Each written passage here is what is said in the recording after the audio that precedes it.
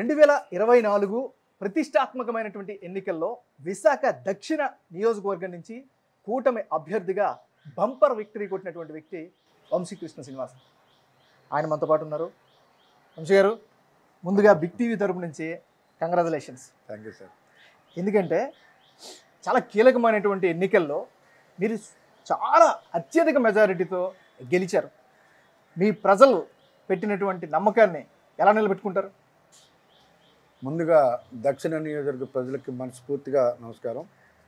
ఎవరు ఊహించిన విధంగా ఇవాళ ఈ రాష్ట్రంలోనే అత్యధికమైనటువంటి ఓట్ల శాతంతో అత్యధిక మెజార్టీతో నేను గెలిపించినందుకు వాళ్ళకి రుణపడి ఉంటాను, వాళ్ళ రుణం తీర్చుకుంటాను. మీకు అందరికీ తెలుసు, నేను ఏదైనా ఒక మాట ఇచ్చానంటే ప్రాణం పోయినా వెనుకాడనని. వాళ్ళకి నేను ఏమైతే ఎలక్షన్ ముందు హామీలు ఇచ్చానో ప్రతి హామీని కూడా నెరవేరుస్తాను. ఒకటి, గవర్నమెంట్ ద్వారా చేయాల్సినవన్నీ కూడా గవర్నమెంట్ ద్వారా చేపిస్తాను. రెండు, నా పర్సనల్గా నేను చేస్తానని చెప్పినవి కూడా 100% నేను చేస్తాను. ప్రజలకు, విశాఖపట్నం ప్రజలందరికీ కూడా తెలుసు, నేను ఎక్కడైనా ఈ విశాఖపట్నంలో ఎన్ని హామీలు గతంలో ఇచ్చిన అన్నీ కూడా చేయించున్నాను. ఇప్పుడు కూడా అదే నమ్మకంతో, నా మీద విశ్వాసంతో అలాంటి ఓట్లు వచ్చాయి. గత ఎన్నడూ కూడా లేని కదా, బహుశా ఈ జన్మలో కూడా అంత ఓటింగ్ శాతాన్ని చూస్తామని నేను ఎక్స్పెక్ట్ చేయట్లేదు. సో వాళ్ళకి వాళ్ళ రుణం తీర్చుకునే విధంగా ఆ దేవుడు నాకు ఆశీస్సులు ఇవ్వాలని నేను కోరుకుంటున్నాను. వంశీ గారు, గెలిచిన తర్వాత పవన్ కళ్యాణ్ గారిని ప్రత్యేకంగా కలిశారు. మీ అందరూ కొత్తగా ఎన్నికైనటువంటి వాళ్ళందరూ. పవన్ కళ్యాణ్ గారు మీతో ఏం చెప్పారు? ముందుగా మా బాస్కి మనస్ఫూర్తిగా నమస్కారాలు తెలియజేస్తా ఉన్నా. నాకు అవకాశం ఇచ్చి ఇంత మెజారిటీతో గెలవడానికి కారణమైన మా పవన్ కళ్యాణ్ గారికి మనస్ఫూర్తిగా నేను ధన్యవాదాలు తెలియజేస్తూ, ఆయన ఆశయం ఒకటే, నమ్ముకున్న ప్రజలకు మనం న్యాయం చేయాలి. మన మీద బాధ్యత పెరిగింది. మనకి ఇంకా మొన్నటి ఎలక్షన్ ముందు కంటే ఇప్పుడు బాధ్యత పెంచారు. 100% స్ట్రైక్ రేట్తో 21/21 గెలవడం అనేది మామూలు విషయం కాదు. ఇవాళ దేశవ్యాప్తంగా మనం ఒక సంచలనంగా ఉన్నాం కాబట్టి మన మీద ఇంకా డబుల్ బాధ్యత పెరిగింది. ప్రతి ఒక్కరు కూడా ఒళ్ళు దగ్గర పెట్టుకొని ప్రజలకి సేవ చేయాలి, ప్రజలకు అనుగుణంగా నడవాలి. మన సొంత వాళ్ళ మీద పెట్టకుండా వాళ్ళకు అనుగుణంగా మనం నడవాలి. పొత్తు ధర్మాన్ని పాటిస్తూ ప్రతి ఒక్కరు కూడా మరింత చేరువుగా సర్వీస్ చేసే విధంగా ఉండండి. ఎక్కడ కూడా వెనుకాడొద్దు. వాళ్ళని పెట్టుకుని నమ్మకాన్ని ఎక్కడ వమ్ము చేయవద్దు. మీరు చాలా జాగ్రత్తగా కేర్ఫుల్గా ఉండాలి. ఇంత ఓట్లు ఇచ్చిన ప్రజలకు మనం ఏం చేయాలో మీరు ఖచ్చితంగా ఒక సిస్టమేటిక్గా వెళ్ళి ప్రజలకు సేవ చేయాలని చెప్పేసి మాకు అందరికి కూడా చెప్పడం జరిగింది. ఆయన మాటలకు అనుగుణంగా, ఆయన ఆశయాలకు అనుగుణంగా, ఆయన ఒక పొజిషన్లో చూడడమే లక్ష్యంగా, ఈ రాష్ట్రంలో పార్టీని బలోపేతమైన లక్ష్యంగా ఆయన మాటలు తీసుకొని మేము ముందుకెళ్తామని చెప్పి తెలియజేస్తాం. ఇప్పుడు అధికారంలోకి వచ్చి 1 మంత్ గడుస్తుంది. ప్రజలతో మమేకం అవుతున్నారు.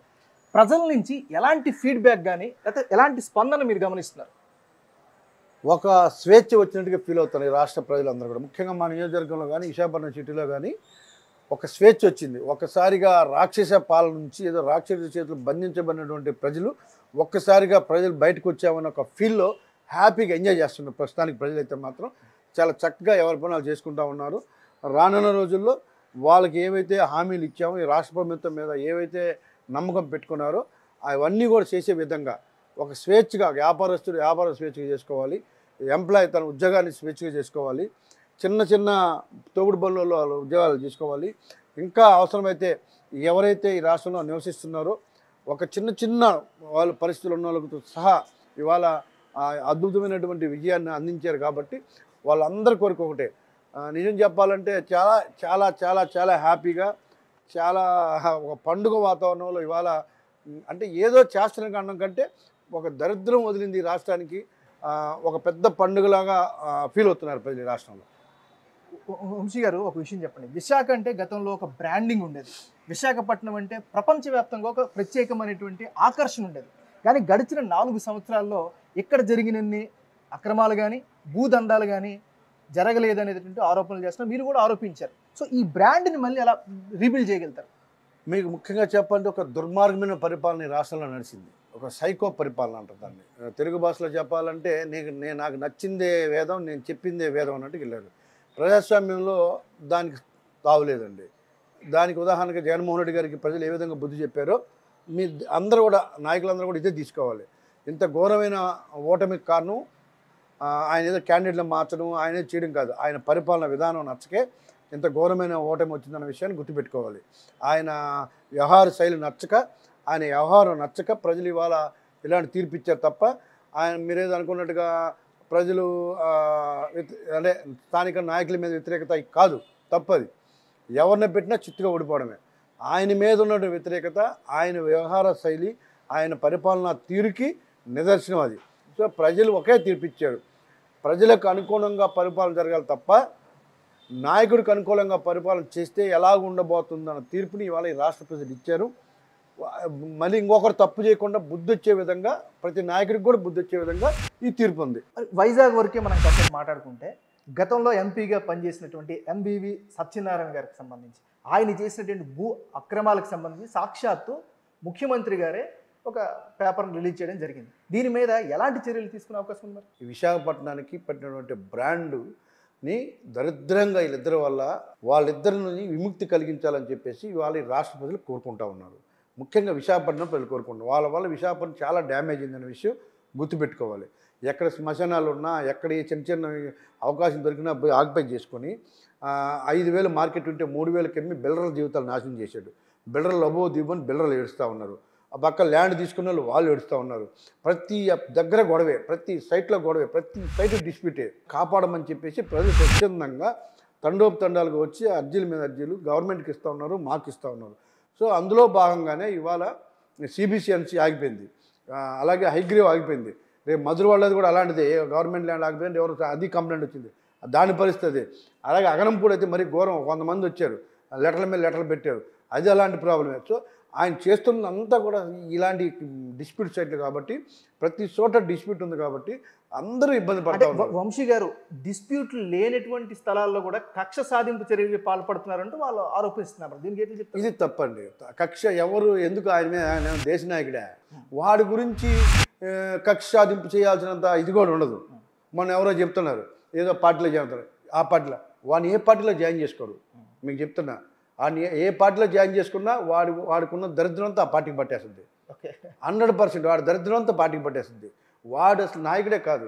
ఈ 5 సంవత్సరాలు ఎంపీ చేశారు. మీ అధికారులు అడగండి ఎక్కడైనా, ఒక్క ప్రజా సమస్య మీద ఒక రోడ్డు వేయమని కానీ, లేకపోతే ఒక ఇల్లు ఎవరికైనా కట్టించండి అని కానీ, లేకపోతే ఈ పని చేయమని కానీ ఏదైనా ఒక్క అధికారులు 5 సంవత్సరాలు అడిగాడా అని అడగడు. ఒక్కరిని కన్నా ప్రజాసం వాడి అపార్ట్మెంట్లు, వాడి బిజినెస్లు తప్ప ఇంకొకటి ఏది చూసుకోలేదనే విషయాన్ని కూడా మనం గుర్తుపెట్టుకోవాలి. ఇప్పుడు ఎర్రమట్టి దెబ్బలకు సంబంధించినటువంటి అందులో అక్రమాలకు సంబంధించి, వైలేషన్స్కి సంబంధించి చర్చ నడుస్తుంది. దీని మీద చాలా పెద్ద ఎత్తున ఉద్యమం నడుస్తుంది. ఇప్పుడు మాజీ మంత్రి అమర్ గారు ఒక కామెంట్ చేశారు, గడిచిన 45 రోజుల నుంచి ఈ దోపిడీ జరిగిందంటూ అంటున్నారు. మరి దీనికి మీ సమాధానం ఏంటి? కళ్ళు మూసుకుపోయి ఉన్న వాళ్ళకి ఏమి చెప్పినా అలాగే ఉంటుంది. ఆ జగన్మోహన్ రెడ్డి కళ్ళు మూసుకొని పరిపాలించారు కాబట్టి ఇంత దరిద్రమైన రిజల్ట్ ఇచ్చారు. మరి వీళ్ళకి కూడా అలా ఉంటే ఇలాగ మాట్లాడబట్టి ఇలాంటి రిజల్ట్ ఇచ్చారనే విషయం కూడా గుర్తుపెట్టుకోవాలి ప్రతి ఒక్కరు. అది అమరైనా లేకపోతే ముఖ్యమంత్రి అయినా ఇంకొకరైనా ఈ విషయాలు గుర్తుపెట్టుకోవాలి. ఉన్న వాస్తవాలను వక్రీకరించిన ప్రయత్నం చేస్తే ఇలాంటి రిజల్ట్ వచ్చిందో చూసాం మనం. మళ్ళీ దానికే వాళ్ళు ఇంకా మారలేదు వాళ్ళ బుద్ధులు. అది ఎప్పటి నుంచో దాదాపు 6 నెలల నుంచి వర్క్ జరుగుతుంది. నేను కూడా ఆ పార్టీ వచ్చాను, అంతకు ముందు నుంచి ఆ వర్క్లు జరుగుతూ ఉన్నాయి. ఇవాళ అది ఒక హిస్టరీ ఉన్నటువంటి ప్లేస్ కాబట్టి, భౌగోళికంగా ఒక హిస్టరీ ఉంది కాబట్టి దానికి సంబంధించి జరుగుతుంది కాబట్టి దాన్ని అందాక ఆపమని చెప్పి నిన్నే మా ఎమ్మెల్యే, స్థానిక ఎమ్మెల్యే గారు, మాజీ మంత్రి గంటా శ్రీనివాసరావు గారు చెప్పడం జరిగింది. దాన్ని ఆపారు. దానికి ఆల్టర్నేట్గా ఏం చేయగలమో, వాళ్ళకున్న రైట్స్ ఏంటి, ఎవరు ఇచ్చారు వాళ్ళకి ఆ ల్యాండ్స్, ఏ విధంగా వచ్చాయి, ఏ విధంగా అది బిల్డింగ్ సొసైటీ ల్యాండ్స్ అంటున్నారు, దాని మీద ఒక డిస్కషన్ చేసి ముఖ్యమంత్రి గారు నిర్ణయం తీసుకొని చేస్తారని చెప్పడం జరిగింది. వర్క్ అయితే చాలా రోజులు అవుతుందన్న విషయాన్ని, అది వైఎస్ఆర్ కాంగ్రెస్ పార్టీ గవర్నమెంట్లో వర్క్ స్టార్ట్ అయిందన్న విషయాన్ని, వర్క్ చేస్తున్న విషయాన్ని స్పష్టంగా మనం గుర్తించాలి. వంశీ గారు, గత 15 ఏళ్ళుగా మీరు ప్రజల్లో ఉన్నారు, ప్రజల కోసం పనిచేశారు, సొంత డబ్బులతో మీరు మీ యాక్టివిటీస్ అన్ని చేసుకుంటారు. కానీ గత 5-6 సంవత్సరాల నుంచి అనేకమైనటువంటి ఇబ్బందులు ఫేస్ చేశారు, అనేకమైనటువంటి కక్ష సాధింపులో కూడా మీరు కూడా గురయ్యారు, పబ్లిక్గా మీరు కూడా చెప్పారు. మరి ఏంటి, మరి రిటర్న్ గిఫ్ట్ ఇస్తారా, అది ఏంటి, ఏం చేయబోతున్నారు? ఖచ్చితంగా నేను ఈ విషయంలో మా పవన్ కళ్యాణ్ గారికి రుణపడి ఉన్నాను. ఆయన రుణం తీర్చుకునే విధంగా నేను వర్క్ చేస్తాను. ఆయన్ని రాష్ట్ర ప్రజలు ఏ పొజిషన్లో చూడాలనుకుంటున్నారో ఆ పొజిషన్లో చూడడానికి నా శక్తి వంచన లేకుండా పనిచేసి పార్టీ బలోపేతంలో ఒక కీలక వ్యక్తిగా నేను ఉంటానని చెప్పేసి ఆయనకి నేను హామీ ఇచ్చాను, హామీ ఇస్తున్నాను. సో నేను రాజకీయాల్లో ఎన్నో ఒడిదుడుకులు ఎదుర్కొన్నాను. జగన్మోహన్ రెడ్డి గారిని నమ్మి సర్వస్వం కోల్పోయా. నాలాంటి వాళ్ళ పాపం తగిలి, నాలాంటి వాళ్ళ యొక్క మంచి వాళ్ళకి మోసం చేస్తే ఎలా ఉంటుందో అని చెప్పేసి నేను మేయర్ ఎలక్షన్ అప్పుడే చెప్పా. సర్వనాశనం అయిపోతారు. మంచి వాళ్ళకి మాట ఇచ్చి, గవర్నమెంట్లు ఇచ్చి, చేతిలో చెయ్యేసి మాట తప్పితే, ఒక మంచి వ్యక్తికి మాట తప్పితే ఎలా ఉంటుందో చూస్తారు మీరు అని నేను ఆ రోజు హెచ్చరించా. అది ఇవాళ జగన్మోహన్ రెడ్డి గారు పేజ్ చేశారు. ఏ నాయకుడైనా సరే ఎవరి జీవితాలతో ఆడుకోకూడదు. జగన్మోహన్ రెడ్డి గారిని నమ్ముకొని నేను సర్వస్వం కోల్పోయా. రాజకీయంగా అటు ఆర్థికంగా కూడా చాలా ఇబ్బందులు పడ్డాను. అలాంటి పరిస్థితుల్లో ఇవాళ నాకు దగ్గరుండి నాకు ఈ అవకాశం కల్పించి నన్ను ఒక పొజిషన్ తీసుకొచ్చిన మా పవన్ కళ్యాణ్ గారికి నేను రుణపడి ఉంటాను. ఆయన రుణం తీర్చుకునే విధంగా వర్క్ చేస్తాను. వంశీ గారు, ఇక కమ్ టు ది పాయింట్. మీ నియోజకవర్గం, దక్షిణ నియోజకవర్గానికి సంబంధించి ఎలాంటి సమస్యల్ని ఐడెంటిఫై చేశారు? అంటే మీరు పెట్టినటువంటి మేనిఫెస్టో అది ఎలాగ నడుస్తుంది, అది రాష్ట్ర వ్యాప్తంగా ఉండేది. కానీ స్థానికంగా మిమ్మల్ని ఎంతో అభిమానించి ఇంత భారీ మెజారిటీతో గెలిపించారు కాబట్టి దక్షిణ నియోజకవర్గంలో ప్రధానమైన సమస్యలు ఏమైనా ఐడెంటిఫై చేశారా? చేశారు సార్. జగన్మోహన్ రెడ్డి గారికి ఇంకొక విషయం చెప్పాలి. ఇక్కడ జగన్మోహన్ రెడ్డి గారిని దయచేసి నేను కొత్తగా వచ్చే నాయకులకు కానీ ఉన్న నాయకులు చెప్తున్నా, అత్యంత భయంకరమైన వ్యక్తి. ఆ వ్యక్తిని నమ్మకూడదు. ఆ వ్యక్తి ఇచ్చే ప్రతి మాట తప్ప మడం తెప్పమని చెప్తుంటాడు. అన్నీ తప్పే వ్యక్తి జగన్మోహన్ రెడ్డి గారు. ఈ రాష్ట్రంలో అత్యంత భయంకరమైన వ్యక్తి ఎవరు ఉన్నారంటే, ఇచ్చిన మాటకి ఒక మాట కమిట్మెంట్ ఉండదు, ఇచ్చిన మాటకి ఒక మాట నిలబడ్డు, మాట్లాడే ప్రతి మాట తన అవసరం కోసం, తన అవసరం తీర్చుకోవడం కోసం, తను ఆ రోజు వాడుకోవడం కోసం ఎన్నో అబద్ధాలు చెప్తాడు. మళ్ళీ మైక్ పట్టుకొని మాట తప్ప మడం తెప్ప అన్నీ తప్పే వ్యక్తి ఎవరంటే ఈ రాష్ట్రంలో ఫస్ట్ పర్సన్ జగన్మోహన్ రెడ్డి గారే. జీవితంలో నాయకులు అంటే ఆయన నమ్మరు, ఈ రాష్ట్ర ప్రజలు నమ్మరు. నమ్మారా సర్వనాశనం అయిపోతారు. ఎటువంటి డౌటే లేదు ఇందులో అని చెప్పేసి నేను చాలా స్పష్టంగా చెప్తున్నా. ముఖ్యంగా సౌత్ విషయానికి వస్తే, ఇవాళ సౌత్ ప్రజలు బాగా ఇబ్బంది పడుతున్నటువంటి ప్లేస్ ఏదైతే ఉందో విశాఖపట్నం పోర్ట్ నుంచి వచ్చే పొల్యూషన్. ఈ పొల్యూషన్కి సంబంధించి నేను ఆల్రెడీ ఒక ప్రణాళిక సిద్ధం చేసుకున్నాను. నాకు కూడా ఆ పొల్యూషన్ మీద ఒక అవగాహన ఉంది కాబట్టి ఏ విధంగా కంట్రోల్ చేయాలి అన్న దాని మీద నేను పూర్తి అవగాహన నాకుంది. ముఖ్యంగా అక్కడ ఎస్ఎల్ కెనాల్ అనే ఒక కెనాల్ ఉంది. దాన్ని ముందు ఆధునీకరించి దాన్ని మనం పూర్తి స్థాయిలో దాన్ని మనం ఒక గ్రీనరీ పెంచి, అలాగే బొగ్గుకు సంబంధించి పెద్ద పెద్ద షెల్టర్లు వేస్తూ ఉన్నారు. ఆ షెల్టర్లు కూడా వేసేస్తే అంటే పెద్ద పెద్ద గోడౌన్స్ కడుతున్నారు. అంటే బొగ్గు స్టాకు గోడౌన్స్లో పెట్టడానికి ఆల్రెడీ ఒక 5-6 నియమించారు పోర్టు వాళ్ళు పూర్తిగా చర్యలు తీసుకుంటున్నారు. త్వరలో ఇంకొక 5-6గా నియమిస్తే మొత్తం టోటల్గా ఇన్సైడ్ అయిపోతుంది, కోల్ ఇండోర్లో పెడుతున్నట్టు అవుతుంది. సో మ్యాక్సిమం 99% ఈ పొల్యూషన్ ప్రాబ్లం నుంచి కాపాడున్నట్టుగా ఆ ప్రజలు అదొకటి. అలాగే ముఖ్యంగా ఓల్డ్ సిటీ బ్రిటిష్ కాలం నుంచి ఉన్నటువంటి ఈ డ్రైనేజ్ వ్యవస్థ చాలా చిన్నాభిన్నం అయిపోయింది. ఈ డ్రైనేజీ వ్యవస్థని పూర్తిగా మనం ప్రక్షాళన చేసి బాగా డ్రైనేజ్ వ్యవస్థ చేయాలి, రోడ్లు వేయాలి. ఆ ప్రాంతంలో ఉన్నటువంటి రోడ్లన్నీ కూడా ప్రక్షాళన చేయాలి. అలాగే పూర్ణ మార్కెట్ని కానీ ఇంకా అక్కడ చాలా రైతు బజారు లేదు అక్కడ. అలాగే జ్ఞానాపురంలో హోల్సేల్ మార్కెట్ ఉంది, కురుపం మార్కెట్ ఒకటి ఉంది. ఇలాగే హిస్టారికల్ ప్లేసెస్ చాలా ఉన్నాయి అక్కడ. దాదాపుగా టెంపుల్స్ మొత్తం అక్కడే ఉన్నాయి. 27 టెంపుల్స్ బహుశా ఎండోమెంట్లో ఉన్నాయి అక్కడ. సో వీటన్నింటిని కూడా మనం బాగా అభివృద్ధి చేయాలి. ఆ ప్రాంతాన్ని ఒక గ్రీన్ సిటీగా తయారు చేస్తానని నేను చెప్పాను. ఖచ్చితంగా దానికి మేము ప్రణాళిక సిద్ధం చేసుకున్నాం. అంటే ఈ టర్మ్లో ఇవన్నీ చేయగలనే నమ్మకం మీకుందా? 100% చేస్తాను. ముఖ్యంగా పోర్ట్ వాళ్ళు కూడా నాకు పూర్తిగా సహకరిస్తామని చెప్పారు. ఆ ప్రాంతంలో గ్రీనరీతో పాటు ఆ ఎస్ఎల్ కెనాల్కి సంబంధించి ఏదైతే అమౌంట్ అవుతుందో ఆ కెనాల్ డెవలప్ చేయడానికి కానీ, అలాగే ఆ ప్రాంతంలో చిన్న చిన్న కమ్యూనిటీ హాల్స్ కానీ, కళ్యాణ మండపాలు కానీ, అలాగే ఆ ప్రాంత ప్రజలు మా పోర్టు వల్ల వచ్చే ఇదిని వాళ్ళు భరిస్తున్నారు కాబట్టి వాళ్ళకి పూర్తి సపోర్ట్ ఉంటామని చెప్పి చైర్మన్ గారు కూడా, నాకు పోర్ట్ చైర్మన్ గారు చాలా చెప్పడం జరిగింది. పోర్ట్ చైర్మన్ గారు కూడా చాలా మంచి ఆయన, ప్రజల కష్టాలు ప్రజల అవసరాలు తెలిసిన వ్యక్తి ఇప్పుడు వచ్చిన ఆయన. సో ఈయన ఒక మంచి వ్యక్తి వచ్చారు కాబట్టి ఖచ్చితంగా ఆయన సపోర్ట్ చాలా ఎక్కువగా ఉంటుంది అక్కడ. సో 100% ఆ ప్రజలకు మనం న్యాయం చేయగలుగుతాం.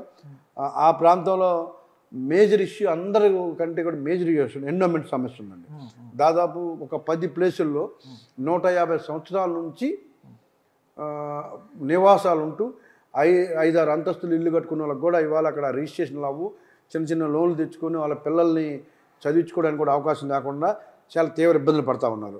సో ప్రజల కంటే ఎక్కువ ఏది కాదు, ఎండోమెంట్ సమస్యను 100% తీస్తాం. అలాగే దేవస్థానం పంచగ్రామాల సమస్యతో పాటు దీన్ని కూడా తీస్తామని వంశీ గారు ఇంకొక నాకు చెప్పారు. ప్రధానమైనటువంటి ఇంకొక సమస్య మత్స్యకారులకు సంబంధించినటువంటి సమస్య కానీ వాళ్ళ జీవన భృతికి సంబంధించి కానీ ఇట్లాంటి కీలకమైన అంశాలు ఉన్నాయి. దీన్ని మరి ఎలా అడ్రస్ చేయబోతున్నారు? మీకు మత్స్యకార సోదరులకు సంబంధించి ప్రత్యేకంగా గవర్నమెంట్ ఇవాళ అన్ని విధాల సబ్సిడీలకు సంబంధించి కానీ అలాగే ఏదైనా గల్లంత అయినప్పుడు కానీ అన్ని కూడా ఒక అద్భుతమైన స్కీములు వాళ్ళకి పెట్టడం జరిగింది గవర్నమెంట్ తరఫున. గతంలో కంటే ఇప్పుడు చాలా మంచి స్కీములు మత్స్యకారులకు సంబంధించి పెట్టున్నారు. స్థానికంగా నా దృష్టికి తీసుకొచ్చినటువంటి వాళ్ళ జీవన ప్రమాణ స్టైల్ పెంచడానికి ముఖ్యంగా బోట్ ఓనర్స్ అసోసియేషన్స్ ఉంటాయి అక్కడ. హార్బర్లో వాళ్ళు ఎండు చేపలకు కానీ లేకపోతే కొంచెం దొంగతనాలు అవుతున్నాయి, సీసీ కెమెరాలు కావాలి, వాటర్ డ్రింకింగ్ వాటర్ ఫెసిలిటీస్ కావాలి, లోపల రోడ్లు బాగు చేయాలి, అలాగే ఆ ప్రాంతం చిన్న చిన్న షెల్టర్స్ కావాలని అడిగారు. అవన్నీ కూడా చేస్తామని చెప్పి ఆల్రెడీ 150 కోట్ల వర్క్ ఆల్రెడీ ప్రోగ్రెస్లో ఉంది, పోర్టు ద్వారా అవుతూ ఉన్నాయి. ఇంకా కమ్యూనిటీ హాల్స్ కానీ వాళ్ళకు కావాల్సినటువంటి మౌలిక సదుపాయాలు అన్నీ కూడా మేము కల్పిస్తాం. ఆ ప్రాంతంలో మత్స్యకార సోదరులు ఎక్కువ కాబట్టి ఆ ప్రాంతాన్ని కూడా ప్రత్యేక జోన్గా నేను తీసుకొని వాళ్ళ అభివృద్ధిలో నేను ఒక పార్ట్గా ప్రతి ఒక్కరు నాకు మంచి సంబంధాలు ఉన్నాయి వాళ్ళతో. సో ప్రతి ఏరియాని కూడా సందర్శించి ఆ ప్రాంతంలో ఎక్కడ ఏం కావాలన్నా కూడా చిన్న చిన్న టెంపుల్స్ అడిగారు, అవన్నీ నేను ఆల్రెడీ కొన్ని చేయించాను, ఇంకా బ్యాలెన్స్ కూడా చేయించేస్తాను. సో వాళ్ళకి పూర్తిగా అండగా ఉంటానని చెప్పేసి ఆ రోజు హామీ ఇవ్వడం జరిగింది. వంశీ గారు, ఇక్కడ రాజకీయ పరంగా చూస్తే మీకు టికెట్ కేటాయించినప్పుడు మీ సొంత పార్టీలోనే చాలామంది ఒక వర్గం వ్యతిరేకించారు. వాళ్ళందరినీ కూడా ఎలా సెట్ చేయగలిగారు? ఇప్పుడు వాళ్ళందరితో కలుపుగోలుగా ఎలా పనిచేయగలుగుతున్నారు? టిక్కెట్ల కోసం కొంతమంది నిజాయితీగా ట్రై చేస్తారు, కొంతమంది అడ్డుదారులు ఎదుర్కొంటారు. పవన్ కళ్యాణ్ కూడా చెప్పారు, మంచిగా పార్టీకి పనిచేసి చేయండి లేకపోతే పొమ్మని చెప్పారు. ఆయన పార్టీ ఏది నిర్ణయం తీసుకుంటే ఆ నిర్ణయానికి అనుగుణంగా ఉండాలి, లేదంటే పోండి, అంతే తప్ప పిచ్చి పిచ్చిగా బిహేవ్ చేయొద్దని ఆయన చెప్పారు. ఆయన మాటకి లోబడి కొంతమంది పనిచేశారు, కొంతమంది ఇంటర్నల్గా పిచ్చి పిచ్చి అసలు వేశారు. ఎవరు వేసినా కూడా నాకున్నటువంటి అక్కడ ఉన్నటువంటి సంబంధాలు, నాకు ఉన్నటువంటి పరిచయాల వల్ల నేను దూకుడుగా ఎలక్షన్ చేయడం జరిగింది. నేను దూకుడుగానే వెళ్ళాను, దూకుడుగానే గెలుచుకొచ్చాను. ఇంకొక విషయం అండి, పోర్టు నుంచి మత్స్యకారులను పంపించేటటువంటి ఒక ప్రయత్నం జరుగుతూ ఉంది అనేటటువంటి విమర్శలు జరుగుతూ ఉన్నాయి. మరి వాళ్ళకి అండగా నిలుస్తారా మరి మీరు? అలాంటివన్నీ కూడా పుకార్లు నమ్మొద్దని చెప్తా ఉన్నా. పోర్టు నుంచి మత్స్యకారులను పంపించడం అనేది ఈ జన్మలో జరిగే పని కాదు, ఇంకొక జన్మలో ఆలోచిద్దాం. ఎట్టి పరిస్థితుల్లో కూడా అక్కడి నుంచి వాళ్ళు తొలగించేది ఉండదు. వాళ్ళకి అండగా ఉంటాం, వాళ్ళ ఒకరుగా నేను పనిచేస్తాను. వాళ్ళకి ఎక్కడ ఏ కష్టం వచ్చినా ఏ ప్రాబ్లం వచ్చినా మొన్నే అప్పుడప్పుడు హుదూదప్పుడు డబ్బులు కూడా నేను మొన్నే దాదాపు 1,30,00,000 అంతా వస్తే పంపించాం. ఇంకా సబ్సిడీ ఇష్యూ చెప్పారు, ఆ సబ్సిడీ విషయం మీద కూడా నేను మాట్లాడుతూ ఉన్నాను. సో రానున్న రోజుల్లో వాళ్ళకి పూర్తిగా అండగా ఉంటాం, వాళ్ళకి 100% సహకరిస్తాం, ఎటువంటి డౌటే లేదు. అసలు మీ నియోజకవర్గ పరిధిలోకి వస్తుంది కేజీహెచ్ కూడా. సో కేజీహెచ్కి సంబంధించి కూడా అనేకమైన సమస్యలు ఉన్నాయి. గతంతో పోల్చుకుంటే తన బ్రాండ్ని కోల్పోయింది, ఆ కేజీహెచ్కే పెద్ద రోగం వచ్చింది అనేటటువంటి విమర్శలు కూడా వస్తున్నాయి. దానిని మెయింటైన్ చేయడానికి, దాన్ని బాగు చేయడానికి ఏమైనా ముందుకెళ్తారా? మేజర్గా KGH Gosala hospital, Victoria hospital, దాన్ని మన తెలుగు వాడుక భాషలో గోసాల హాస్పిటల్ అంటారు. ఈ 2 హాస్పిటల్ పూర్తి స్థాయిలో ఆధునీకరించడమే లక్ష్యం, ఇంకొకటి కాదు. పూర్తిగా రూపురేఖలు మారుస్తాం, డౌటే లేదు. దాని మీద పూర్తి అవగాహన నాకు ఉంది. కాబట్టి నేను దాదాపుగా 10 సంవత్సరాలు ఒక పార్టీ ప్రెసిడెంట్గా, నేను యాక్టివ్ పొలిటీషియన్గా ఒక 15 years నాకు ఎక్స్పీరియన్స్ ఉంది. ఆ ప్రాంతంతో నాకు పూర్తి అవగాహన ఉంది. కాబట్టి ఆ 2 మీద ఆ 2ని ప్రక్షాళన చేస్తాం. ఈ ప్రాంతంతో పాటు ఛత్తీస్గఢ్, ఒరిస్సా నుంచి కూడా పేషెంట్లు వస్తూ ఉంటారు. ఎక్కువ పేదలు ఉన్నటువంటి ఏరియా కాబట్టి వాళ్ళకి పూర్తిగా నేను సపోర్ట్గా ఉంటాను. ఆ హాస్పిటల్స్ని రూపురేఖలు మార్చడానికి నా మార్కు, జనసేన మార్కు, ఈ ఉమ్మడి ఎన్డీఏ మార్కు, చంద్రబాబు నాయుడు గారి కండలతో, పవన్ కళ్యాణ్ అండతో దాన్ని పూర్తిగా మారుస్తానని చెప్పేసి ఈ ప్రజలకు హామీ ఇచ్చాను, చేస్తా. అలాగే ఎడ్యుకేషన్ పరంగా కూడా చాలా స్కూల్స్ ఉన్నాయి అక్కడ. అత్యంత పురాతనమైన అల్లూరి సీతారామరాజు గారు చదువుకున్న స్కూల్గా ఏవిఎన్ కాలేజ్ అక్కడే ఉంది, ఒక మహిళా కాలేజ్ కూడా ఉంది. వాటిని కూడా నేను పూర్తిగా ప్రక్షాళన చేస్తాం, అక్కడ పూర్తిగా మౌలిక సదుపాయాలు కల్పిస్తాం. ఎటువంటి డౌట్ లేదన్న విషయాన్ని కూడా మీకు నేను స్పష్టంగా చేస్తూ ఉన్నా. ఇకపోతే పురాతనమైన టెంపుల్స్ కూడా అక్కడే ఉన్నాయి, మసీదులు, చర్చిలు కూడా, వాటిని కూడా పూర్తిగా సపోర్ట్ చేసి వాటిని నా మార్కు ఉండే విధంగా నేను ఆ ప్రాంతాన్ని అభివృద్ధి చేస్తాను. హోల్సేల్ మార్కెట్ అంటే ఈ ప్రాంతం ఈ 3 జిల్లాలకి కాకుండా ఈ 5-6 జిల్లాలకి హోల్సేల్ మార్కెట్గా ప్రజలకి నిత్యం సరుకులు అందించే ఒక మార్కెట్ జ్ఞానపురంలో ఉంది. వాళ్ళకి ఆ ప్లేస్ చాలామంది ఇబ్బంది పడుతూ ఉన్నారు. ప్రత్యామ్నాయంగా ఒక 10 ఎకరాల ప్లేస్ అడిగారు, దాన్ని కూడా వాళ్ళకి ఒక చిన్న తక్కువ అమౌంట్ లీజ్తో కానీ లేకపోతే గవర్నమెంట్ రేట్ పర్పస్ కానీ దాన్ని ఆల్టర్నేటివ్ ప్లేస్ మన ముడసల్లో ప్రాంతంలో కానీ ఎండాడ ప్రాంతంలో కానీ ఇప్పించడానికి ఇప్పించి గవర్నమెంట్ ద్వారా అక్కడ ప్రజలకు అందుబాటులో ఒక ఆధునికమైనటువంటి హోల్సేల్ మార్కెట్ని నిర్మిస్తాం. ఎటువంటి డౌట్ లేదు. వంశీ గారు ఒక విషయం చెప్పండి, గత ప్రభుత్వ హయాంలో ఆంధ్ర యూనివర్సిటీ మరీ అధ్వానంగా తయారైంది అనే విమర్శలు ఉన్నాయి. ముఖ్యంగా ఆంధ్ర యూనివర్సిటీ వీసీ వ్యవహార శైలిపైన మీ కూటమి నాయకులు కూడా పెద్ద ఎత్తున ఆ సందర్భంలో విమర్శలు చేశారు, ఆందోళన చేశారు. మరి ఇప్పుడు ఏమైనా చర్యలు తీసుకునే అవకాశం ఉందా? ఇప్పుడు మీకు ఒక విషయం చెప్పాలి. ఇప్పుడు వీసీగా ఉన్నప్పుడు ఆయన ఏం అనలేకపోయాం, వాడు సైకో. ఈ సైకో అనే వ్యక్తి వాడు మనసుల్ని స్కాన్ చేసి వాడు ఎలా చూసి వాడు మనసుల జీవితాలు చదివే టైపు అని అనుకుంటాడు. ఆడొక నలుగురిని ఒక ఎదవలన పిఎల్ని పెట్టుకొని వాళ్ళ ద్వారా ఎంక్వైరీలు చేస్తూ ఎంప్లాయీస్ మీద కక్షాదింపులు, అలాగే నాయకుల మీద కక్షాదింపులు, అది ఒక వైఎస్ఆర్ కాంగ్రెస్ పార్టీ కేంద్ర కార్యాలయం తయారు చేశాడు. ఎంత కోపం ఎంప్లాయీస్లో పెట్టుకున్నారు, ఎంత కోపం ప్రజలు పెట్టుకున్న విషయాన్ని మనం అక్కడ గుర్తించాలి.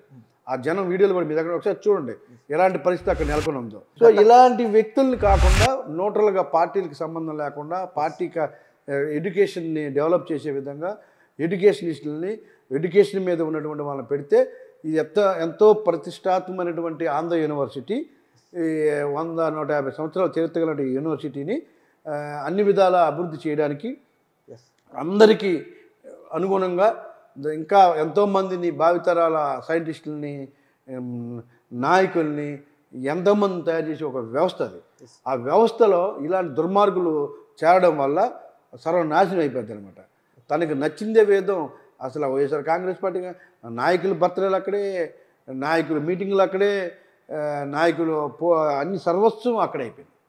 మరి ఇంత ఇబ్బందికరమైన పరిస్థితులు ఉన్నటువంటి ఏర్పడిన ఆంధ్ర యూనివర్సిటీ పాత ప్రతిష్టని మళ్ళీ తీసుకొచ్చే ప్రయత్నం ఖచ్చితంగా మేము ముఖ్యమంత్రి గారు చెప్పాం, పవన్ కళ్యాణ్ గారు చెప్పాం. వాళ్ళకి పూర్తి అవగాహన ఉంది.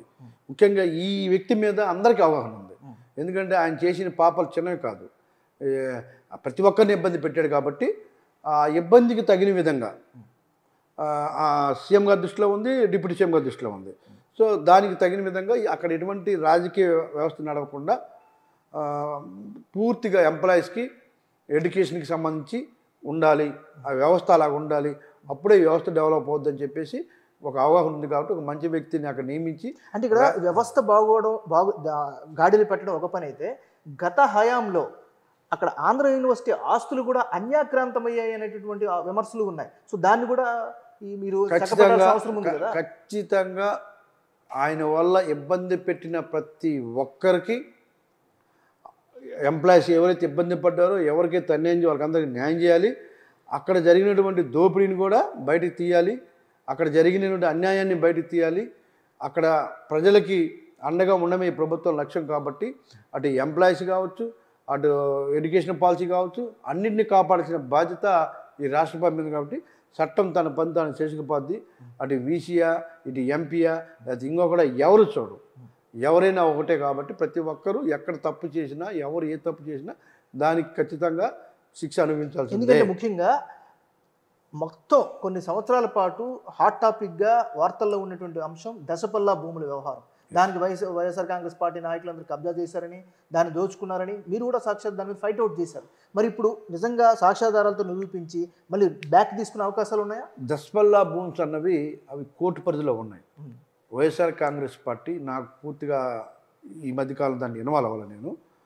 అది వైఎస్ఆర్ కాంగ్రెస్ పార్టీ ఆ టైంలో కోర్టు ద్వారా వాళ్ళు ఏదో జడ్జిమెంట్ని ఆధారంగా చేసుకొని కొంతమంది అందులో లబ్ధిదారులకి మధ్య వాళ్ళకి ఏదో ఒక ఒప్పందం జరిగింది. ఏదో యాక్చువల్గా ఒకప్పుడు అది ప్రభుత్వ భూమి అని డిసైడ్ చేశాడు వైఎస్ రాజశేఖర టైంలో.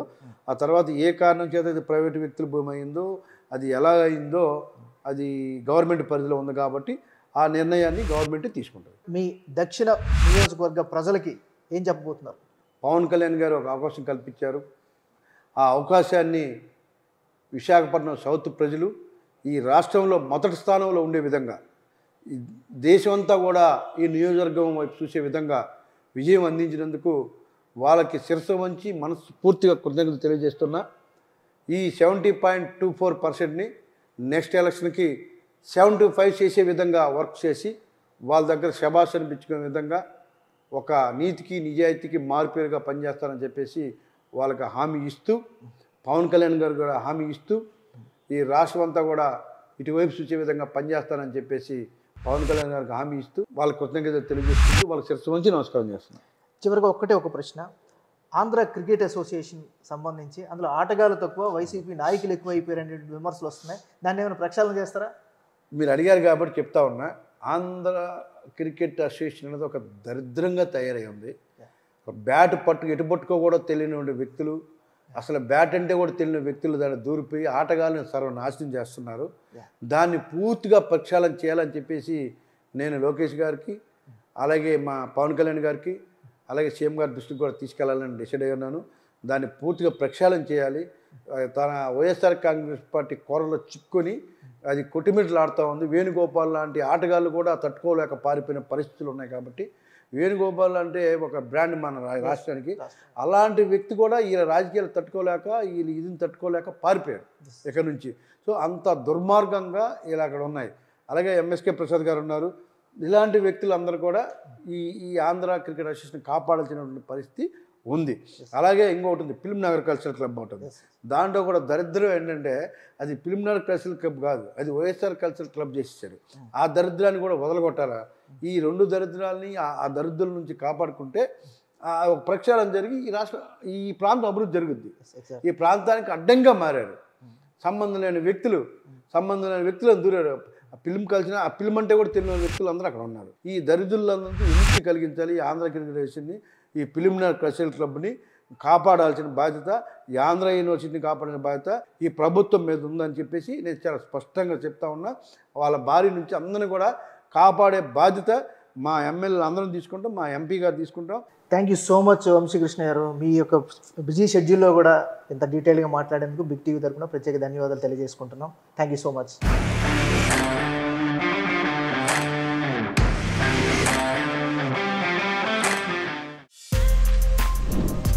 For more videos like this, subscribe Big TV channel.